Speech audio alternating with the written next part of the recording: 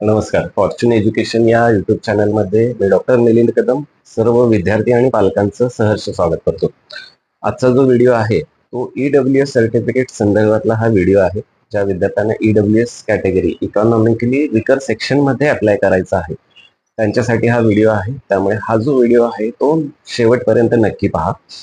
EWS economically weaker section मध्ये जे विद्यार्थी येतात तर हा जो ईडब्ल्यूएस क्रायटेरिया आहे तो भारताच्या 103व्या घटना दुरुस्ती 2019 साली जी झाली होती त्यामध्ये यापूर्वी कोणतेही घटनात्मक आरक्षण नसलेले समाज घटकांना आर्थिक निकषावरती 10% आरक्षण लागू केलं होतं. त्यामध्ये विद्यार्थी ईडब्ल्यूएस कॅटेगरीमध्ये अप्लाय करू शकतो. ईडब्ल्यूएसचं सर्टिफिकेट जे आहे ते काढू शकतो.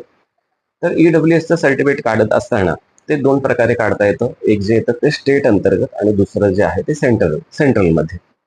तर सेंट्रलचं ईडब्ल्यूएस काढत असताना तर त्यासाठी ईडब्ल्यूएस काढताना कोणते निकष आहेत तर सेंट्रलचं ईडब्ल्यूएस काढत असताना पहिला जो निकष आहे तो कुटुंबाचं जे आर्थिक उत्पन्न आहे ते 8 लाखापेक्षा कमी असणं गरजेचं आहे. त्यानंतर सेकंड क्रायटेरिया आहे की शेती जमीन जी आहे ती 5 एकरपेक्षा कमी असणं आवश्यक आहे. आणि तिसरा जो घटक आहे त्यामध्ये निवासी घर आपण ज्याला म्हणतो, शहरी भागामध्ये निवासी घर असेल ते 1000 स्क्वेअर फीट पेक्षा कमी असायला हवं. त्यानंतर त्यांचा प्लॉट वगैरे असेल तर शहरी भागामध्ये 900 स्क्वेअर फीट पेक्षा कमी असावा आणि ग्रामीण भागामध्ये प्लॉट जर असेल तो 1800 स्क्वेअर फीट पेक्षा कमी असायला हवा. हे सेंट्रलचं जे सर्टिफिकेट काढायचं असेल तर हे 3 निकष महत्वाचे आहेत. त्यानंतर सेकंड जो येतो की महाराष्ट्र स्टेटमध्ये जर ईडब्ल्यूएस सर्टिफिकेट काढायचं असेल तर त्यामध्ये जो क्रायटेरिया आहे तर 8 लाखापेक्षा कमी उत्पन्न कुटुंबाचं असणं आवश्यक आहे. यामध्ये सेंट्रलचं ईडब्ल्यूएस काढत असताना जमीन किंवा घराबाहेर जागा जी प्लॉट आहे तर त्याची कोणतीही अट नाहीये, त्यांचा कोणताही निकष नाहीये. तर यामध्ये जे स्टेट कोटा अंतर्गत जे विद्यार्थी मेडिकल किंवा इंजिनिअरिंगसाठी ऍडमिशन घेणार आहे तर त्यांच्यासाठी महाराष्ट्र शासनाच्या निकषानुसार काढलेले जे ईडब्ल्यूएसचं जे सर्टिफिकेट आहे ते आवश्यक असणार आहे. आणि जे विद्यार्थी ऑल इंडिया कोटा अंतर्गत ऍडमिशन घेणार आहेत त्यांना सेंट्रलचे जे ईडब्ल्यूएस सर्टिफिकेट आहे ते असणं आवश्यक आहे.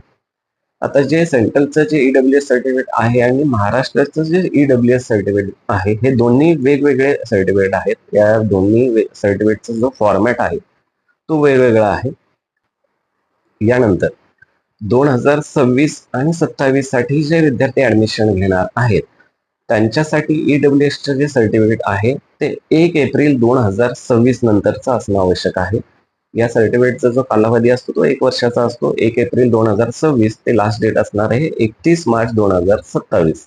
तर या वर्षीची जी ऍडमिशन प्रोसेस आहे त्यामध्ये तुम्हाला ईडब्ल्यूएसचं सर्टिफिकेट जर सबमिट करायचं असेल, त्या कॅटेगरीमध्ये अप्लाय करायचं असेल स्टुडंटला तर करंट इयरचं 1 एप्रिल 2026 नंतरच ईडब्ल्यूएसचं सर्टिफिकेट आहे ते व्हॅलिड असणार आहे.